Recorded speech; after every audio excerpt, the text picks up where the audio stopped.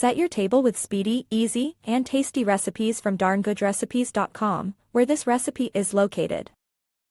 This recipe is for how to make southern fried fish in a frying pan. You have many choices of types of fish to use towards this recipe. You can use tilapia, catfish, swai, flounder, trout, and white fish as just a few examples. Let's start. We'll begin with making the items to coat the fish fillets. Put 1 large beaten egg and 1 cup buttermilk into 2 separate bowls. Now, we'll prepare the seasoned breading.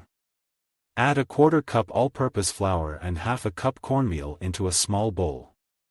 Then, add in spices of 1 tablespoon Old Bay seasoning, 1/4 teaspoon salt, and 1/8 teaspoon ground black pepper. Mix to combine all ingredients well. Then, pour this onto a saucer or plate. Make a prep station in order of fish, egg bowl, buttermilk bowl, and seasoned breading plate.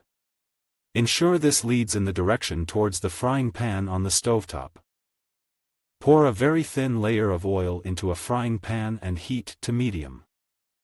When oil is hot, drench each fish into the egg, followed by the buttermilk, and then coat in the seasoned flour mixture.